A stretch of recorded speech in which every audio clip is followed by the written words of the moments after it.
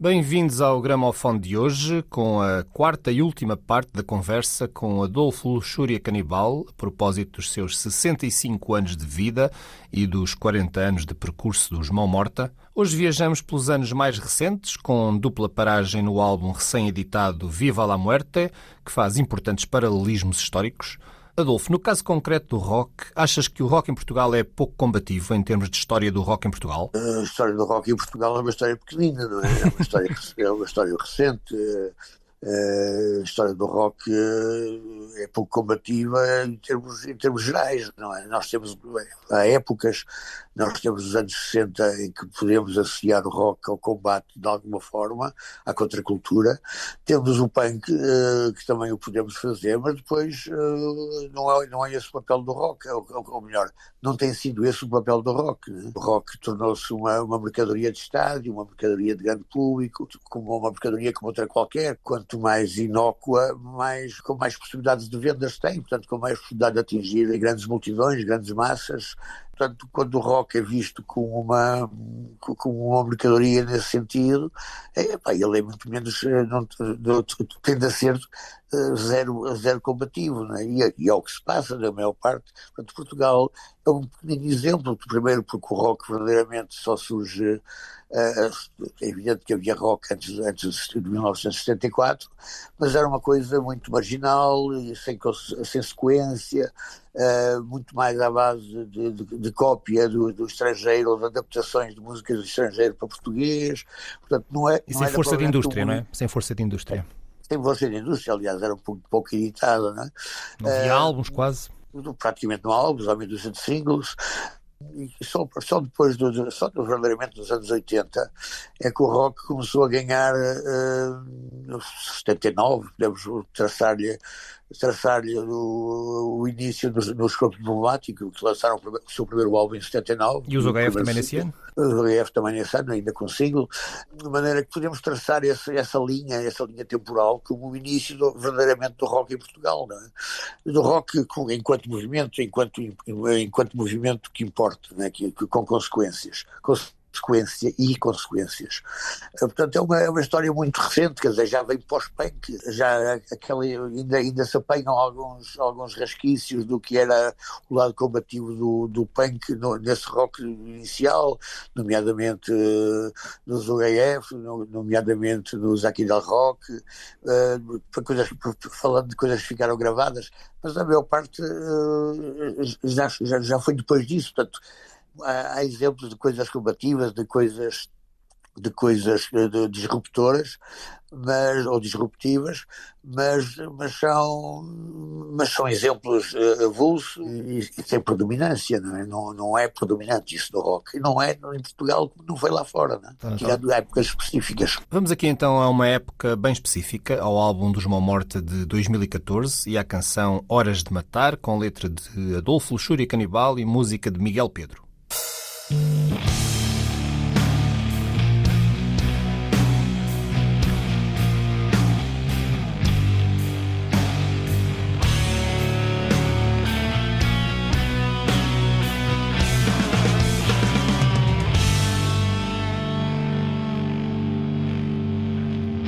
Hoje sinto-me resmungão como tudo. Mesmo a ressaca da cidade me faz impressão. Pequenas brigas eclodem por todo lado, deixando perceber que o mal-estar é geral. Os pelos iriçados como navalhas, também pelo meu relógio são horas de matar.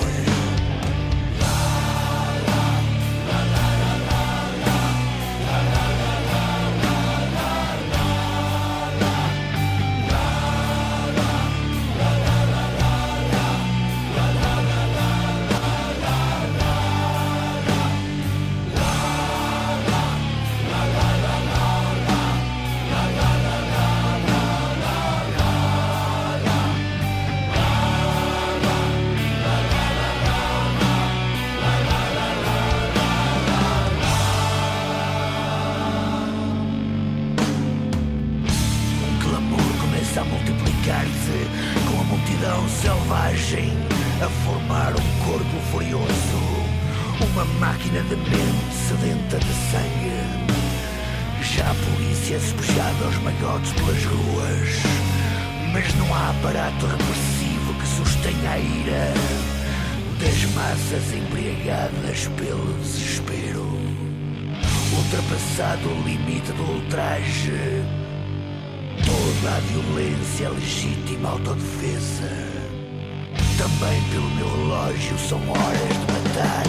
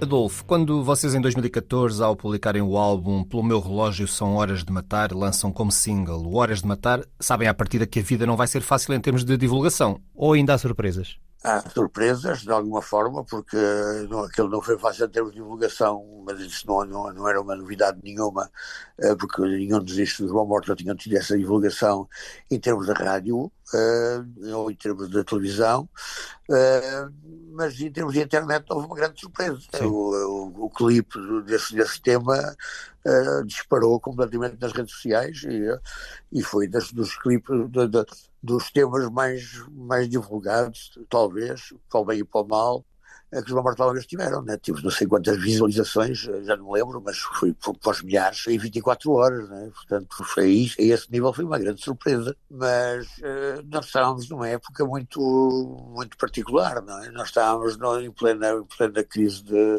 da Troika, estávamos em plena crise da austeridade imposta a toda a força, estávamos nos governos Passos Coelho, portanto estava toda a gente a viver mal, a fome a aumentar drasticamente em Portugal, a classe média a desaparecer, o próprio Mário Soares, que era uma entidade, uma personalidade tutelar da democracia, falava em revolta da população, que o país estava por um fio de haver uma espécie de explosão social. Portanto, aquele disco no fundo refletia o ar dos tempos, né? E esse tema em concreto, que fui acusado de antidemocrata, disto e daquilo, mesmo pelas próprias televisões e por comentadores televisivos e até apresentadores de telejornais televisivos, em que eu fui acusado de usar armas proibidas, pelo facto de empunhar uma pistola de alarme no videoclipe. Aliás, eu lembro-me nessa altura de uma entrevista tua em que tu dizes precisamente que aumentar os impostos, portanto, falando aqui por causa da Troika cá e tudo isso, aumentar os impostos para que o país, as palavras não eram exatamente estas, mas a ideia, se estiver a dizer mal corrijo, mas foi o que fixei sempre, para que o país tivesse mais dinheiro, era uma decisão política que qualquer pessoa saberia tomar, ou seja, aumentar impostos é fácil, o difícil era conseguir dar melhores condições de vida às pessoas sem lhes ir ao bolso. As palavras eram quase estas. Alguma vez pensaste em envolver-te mais diretamente na política? Não, propriamente. A política não me interessa particularmente, sobretudo a política partidária. Eu, neste momento, sou ainda vereador na Câmara de Braga, porque me interessou a política local. Sim. Sou vereador independente, numa lista do Partido Socialista. Já dei apoio a listas de outros partidos, nomeadamente da CDU. Também sempre eleições locais aqui em Braga. mas é a única coisa que me poderá de alguma forma interessar, que tem a ver com este lado mais bairrista de bracarense, porque de resto em termos de política partidária, Nacional? nacional, de tática, nunca me interessou. Não quer dizer que não possa vir a interessar um dia, não faço ideia, mas não posso dizer, nunca digas nunca, né? Desta água não beberei. Desta água não beberei, mas à partida não estou a ver. Então vamos agora para algo de certo, com a canção O Mundo Não É Mais Um Lugar Seguro, do álbum No Fim Era o Frio. São os Mão Morta em 2019.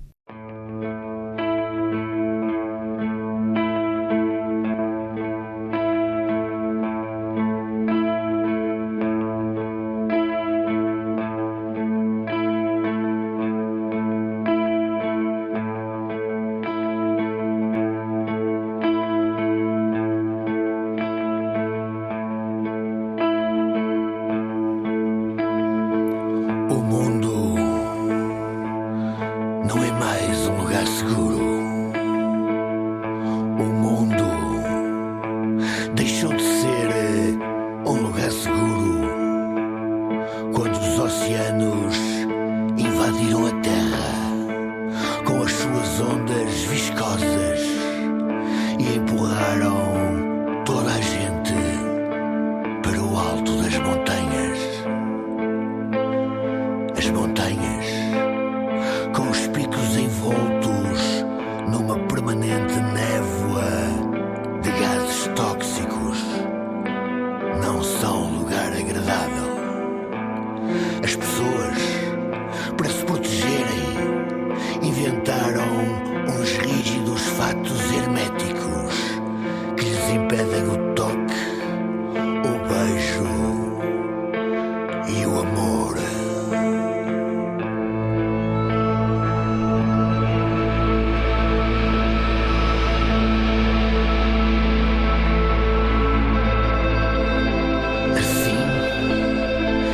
Atomizados, espalhamo-nos por pequenos bunkers escavados nas encostas, onde aguardamos, na solidão dos favos, que algo aconteça, que uma qualquer civilização extraterrestre nos venha salvar da extinção. Mas até agora nada aconteceu. Nenhum sinal de uma presença cósmica foi detectado.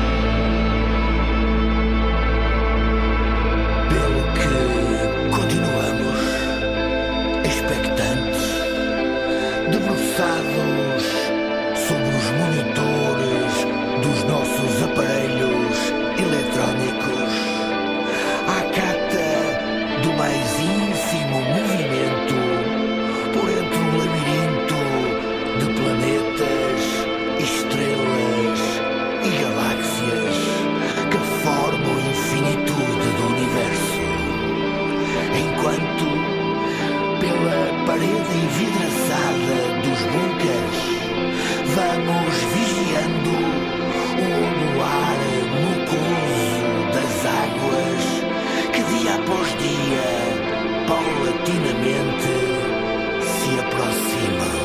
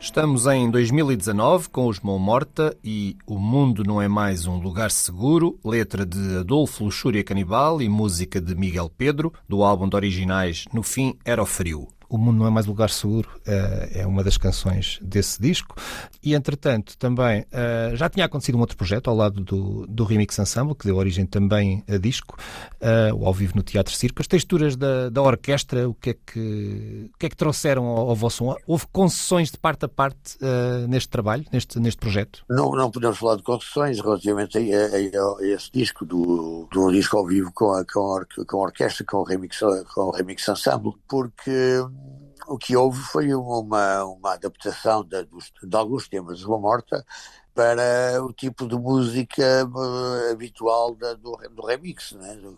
O remix é uma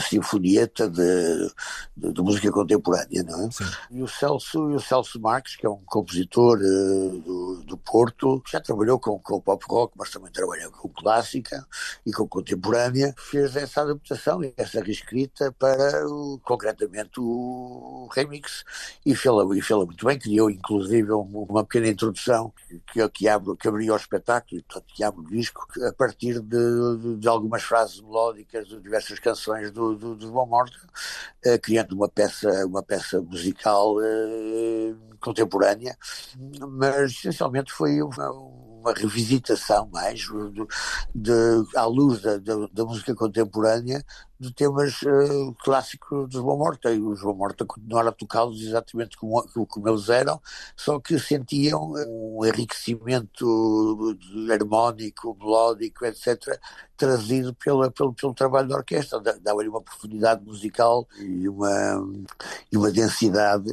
que de outra maneira os temas não tinham, né? Isto falando aqui em projetos também que levam a vossa música a outros horizontes. Já dentro da pandemia aconteceu o projeto ao lado do Pedro Sousa, primeiro publicado em Maxi e depois em LP, o Tricô. Como é que foi aqui ir para linguagens até próximas às vezes de algum free jazz, que é também um universo de paixões grandes tuas? Sim, vem de trás, mas isso não foi na pandemia, já foi pós-pandemia. Fase final da pandemia, não é? Fase final. Sim, já tinha passado, de alguma forma.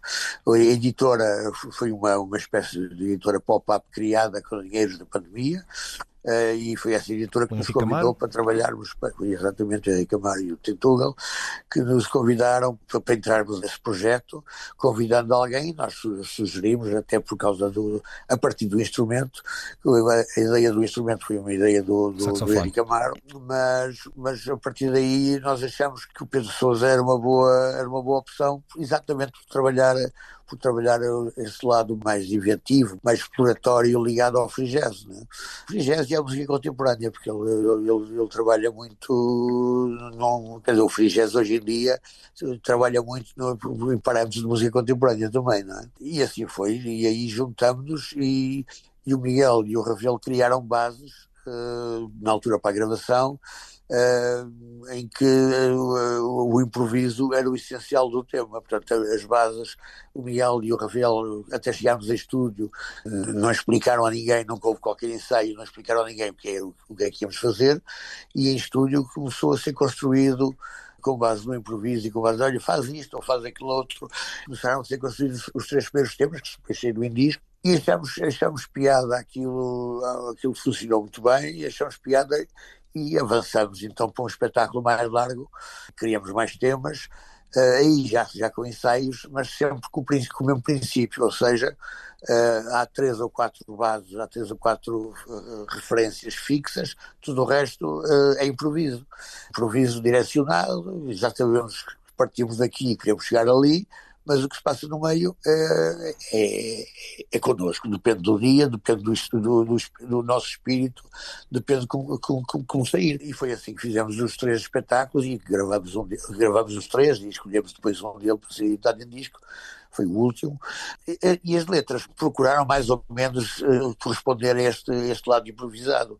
Também foram letras em que eu procurei frases tiradas das mais diversas fontes, de alguma forma numa espécie de jogo literário que os surrealistas já faziam, acoplei-as umas às outras e a ver os resultados que davam, e os resultados estranhos que daí surgiam, e basicamente são... E depois a sua colocação nos temas, elas eram frases mínimas, eram acoplações mínimas, que depois funcionavam consoante os temas se estendiam mais ou se estendiam menos, consoante havia mais cauda ou menos cauda nos temas. Portanto, as frases eram introduzidas nesse sentido. Portanto, havia também um lado improvisativo bastante grande, né? Sim, o que apanhou em cheio a banda foi, portanto, em termos de pandemia, foi a promoção do álbum No Fim Era o Frio. Aí sim, vocês tiveram datas canceladas. O álbum No Fim Era o Frio saiu no final de 2019,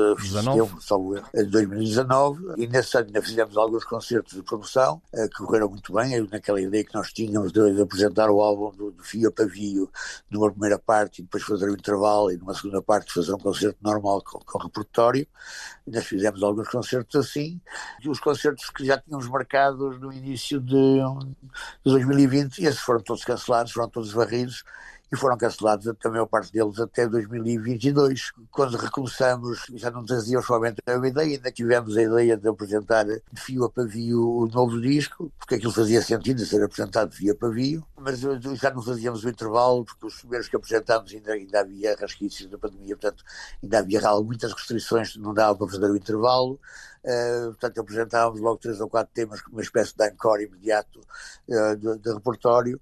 E depois acabamos por levar o novo disco já no ano seguinte, ou nos 2 anos seguintes, mesmo para os festivais, que foi o nosso grande risco, digamos, e correram muito bem, que era chegar aos festivais e apresentar o Do Fio Era o Frio, de fio a pavio, sem tempo, porque aquilo demorava a hora, que normalmente são as atuações em festival. É o tempo que temos para tocar em festival, é 1 hora, normalmente 50 minutos, à volta disso. Portanto, não havia direito sequer a termos qualquer tema de repertório, mas apresentávamos de fio a pavio, apresentávamos em 4 ou 5 festivais, e na Festa do Avante também, e correram todos muito bem, e ficámos muito satisfeitos com a recepção que o tema, ou com esse longo tema, com esse longo concerto, um tema único quase, teve numa situação à partida tão adversa como aos festivais, não é? Sim, é para percebermos que nada é proibido para os Mão Morta, o que nos leva ao momento presente, com o disco Viva la Muerte e a canção É Proibido.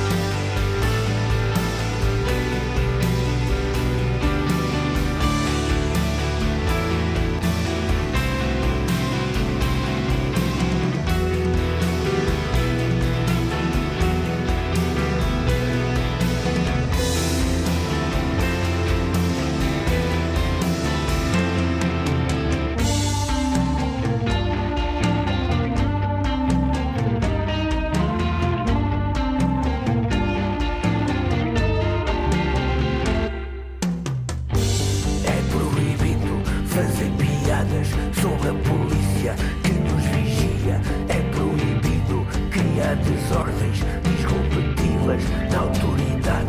É proibido só obedecer à hierarquia e ao Estado. É proibido o jornalismo irresponsável e sem controlo. É proibido comportamento incompatível com o decoro. É proibido criar entraves ao crescimento da família. É proibido pôr em dúvida a liderança do masculino.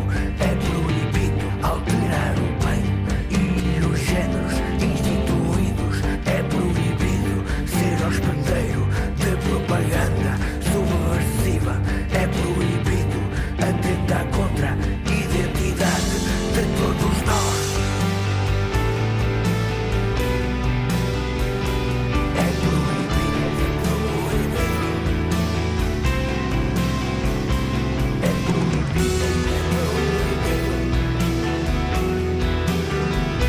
é proibido, é proibido.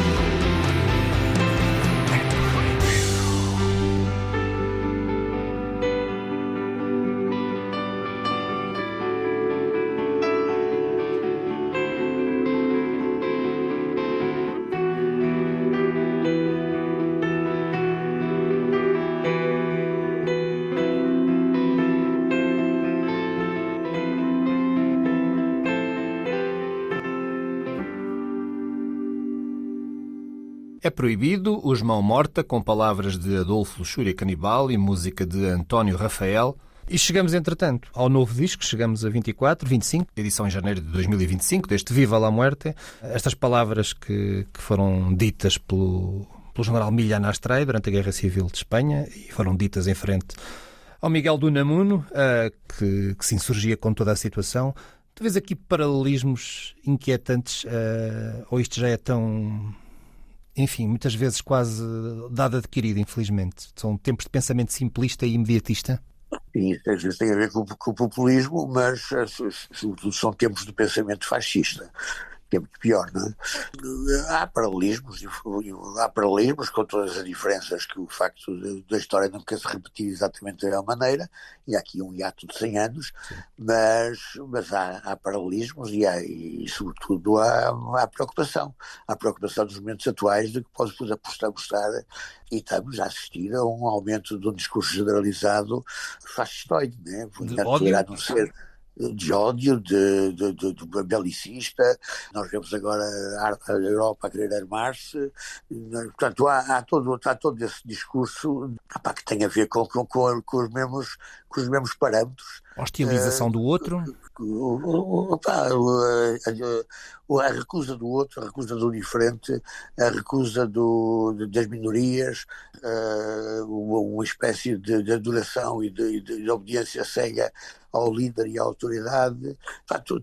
Há tomate de parâmetros, que são os parâmetros que estiveram na origem dos fascismos há 100 anos. Hoje ninguém se identifica como fascista, ou ninguém se reivindica como fascista, mas as linhas mestras do pensamento são exatamente as mesmas linhas mestras do pensamento de há 100 anos. Com pequenas diferenças, não interessa se o inimigo é judeu ou se é muçulmano, o que interessa é ter o inimigo, né? O que interessa é que o outro, e aqui a palavra o outro é mais importante do que dar-lhe uma identidade, é que o outro é o inimigo, é olhar para o outro como inimigo e odiá-lo e desumanizá-lo, e tornar possível que possamos sobre o outro praticar as maiores atrocidades sem qualquer peso na consciência, porque o outro não é humano, o outro não somos nós. Portanto, esta ideia é uma ideia fascista, é uma ideia que existia há 100 anos e que existe hoje cada vez mais. E depois o outro, muitas vezes, nem é bem o outro, porque quem tem esta ideia é imigrante, ou é filho de imigrante, ou é neto de imigrante, portanto, nós achamos que o outro é o outro e nós também somos o outro. Isto é relevante. As comunidades criam-se à volta de uma falsificação, como por exemplo a ideia de nação, que engloba todos aqueles que lá estão, independente das suas origens. Porque depois uma coisa é uma tipicidade do nazismo, que era uma espécie de origem ariana, outra coisa são as ideia de raça pura, não é? Da ideia da raça pura, mas outras questões são as questões dos outros fascismos, todos que houve pela Europa, o mais conhecido é o italiano, mas também houve na Roménia, que era um dos mais sanguinários, também houve em Portugal, também houve em Espanha, também houve na Grécia, portanto, e aí essa ideia de pureza racial já não existia, era uma espécie de comunidade unida ou agregada numa falsa ideia, uma ideia muito recente, que é a ideia de nação, né? Que eram os nacionais, e o outro era o não nacional, independentemente da cor, independentemente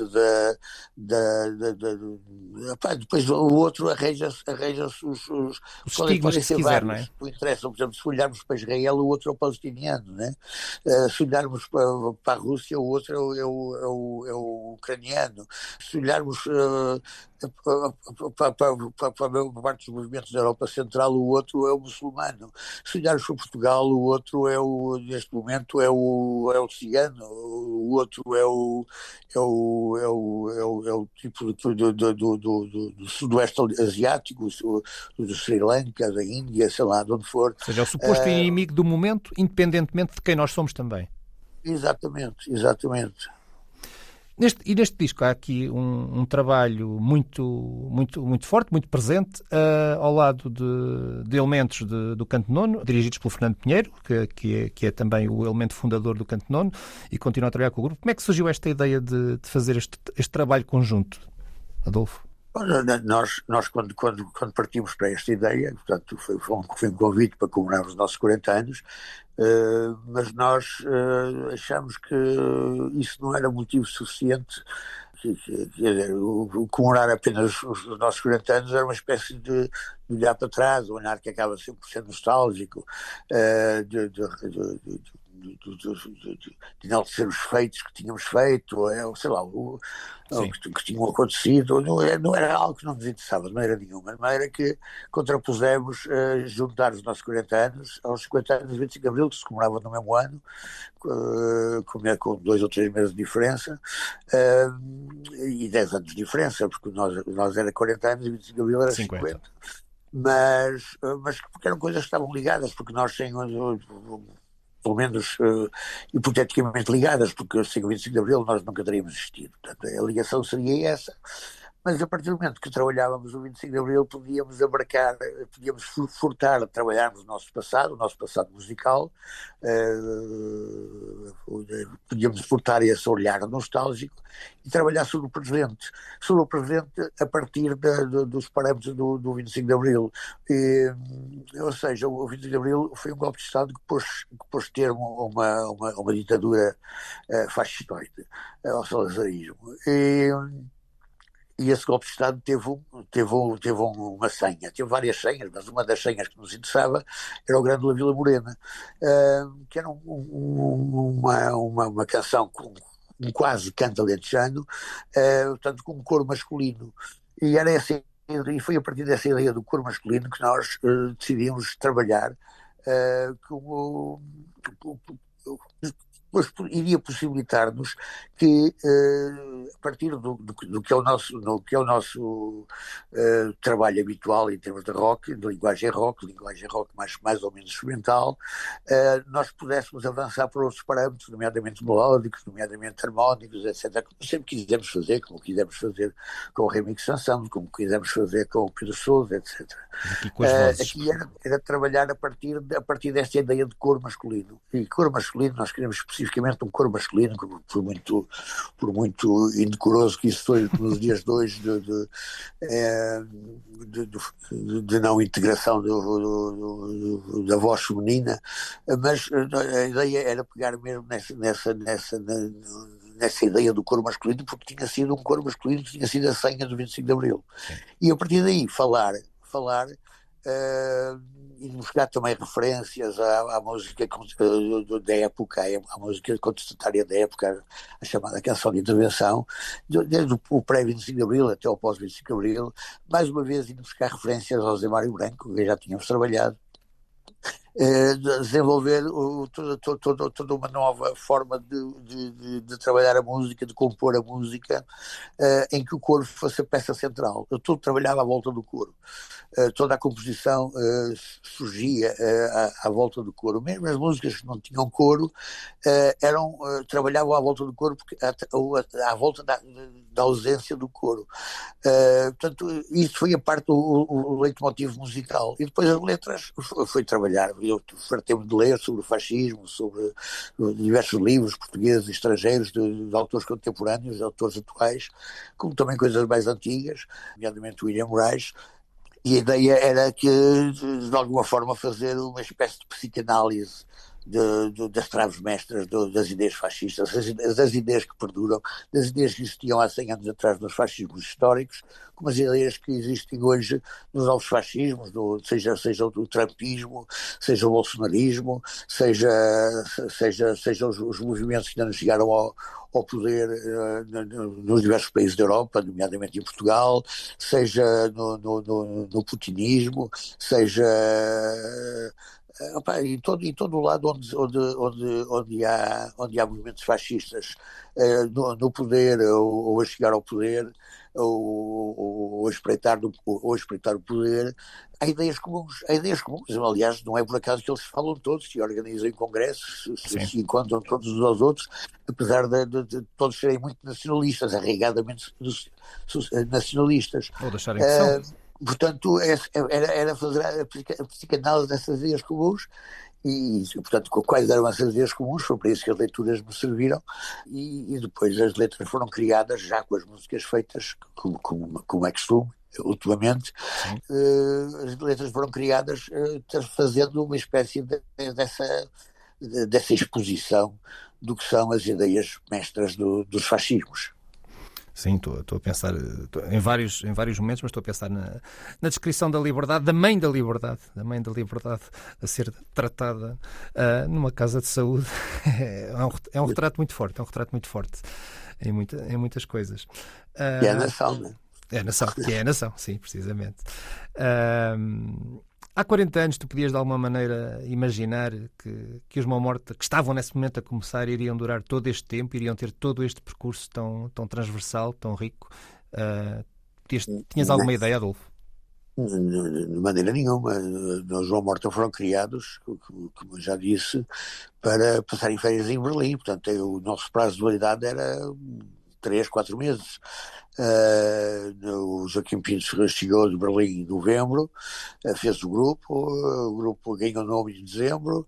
Em janeiro fomos testar o primeiro concerto ao vivo para ver se estávamos prontos para chegar para Berlim. E daí era em fevereiro, março, irmos, provavelmente março, na primavera, irmos tocar a Berlim aos sítios que o Joaquim Pinto tinha trazido como prontos a acolher-nos. E as coisas ficaram por ali. Só o facto dessa tal experiência, de tal concerto inicial de janeiro, não nos ter enchido as medidas, é o facto que fez adiar essa ida a Berlim e depois o acaso fez com que fôssemos insistindo, porque a ida a Berlim ainda não aconteceu, porque quando acontecer acabamos, não é? E Portugal está muito diferente do que podias imaginar há 40 anos? Sim, Portugal está muito diferente, tem coisas melhores, a maior parte delas, tem coisas piores. Mas está muito diferente, sim. Não, mas digo do que tu há 40 anos imaginarias que o país viesse a ser. Bem, não sou bruxo, não imaginava nada, né? Podias às vezes ter alguma ideia sobre o que... ou projetada para o país? Não tinha. Ou melhor, se eu tinha, não me lembro. Mas bruxo, estou a lembrar-me de uma capa tua vestido de Pai Natal no Blitz. No Blitz, sim. Queriam comemorar o Pai Natal, queriam comemorar o Natal, é uma coisa que eu não sou grande, enfim. Apesar de teres nascido a 25 de dezembro. Exatamente, serve-me de vacina, né? Obrigado, Adolfo, por teres estado aqui. A abrir o livro do teu percurso de vida, do percurso de vida dos Mão Morta. Vamos fechar estas conversas com Viva la Muerte, Os Mão Morta, em 2025, sempre com produção do Carlos Jorge Antunes e comigo, João Carlos Calisto.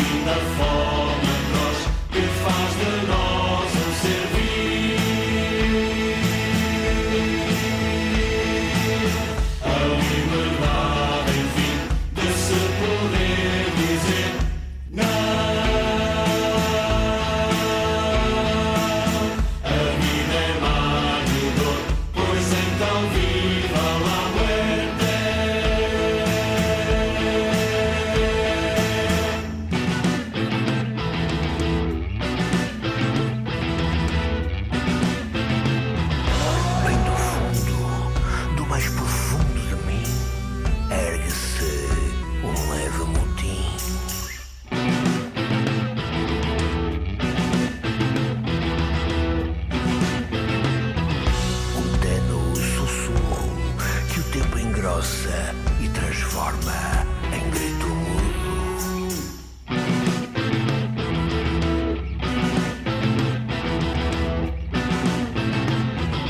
A reclamar a vida que a tirana servidão impede de agarrar com a mão. Sobre a vida e o corpo tem a pátria alvará. Ao serviço do líder, a bem da nação. Para trabalhar, sofrer e procriar, já que o reino dos céus só a morte o trará. Sonhamos todos com um mundo de prazer bom, o fim da fome atroz que faz de nós um ser vivo.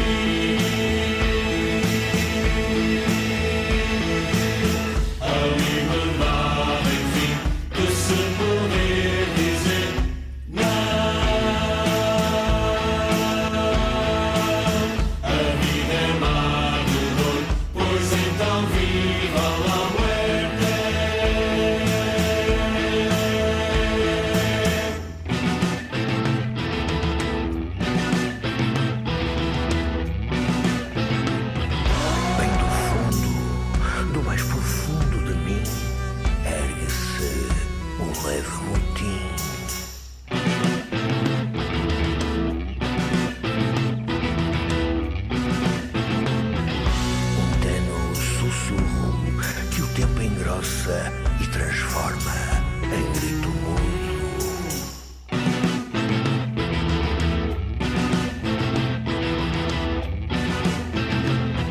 A reclamar a vida que a tirana servidão impede de agarrar com a mão.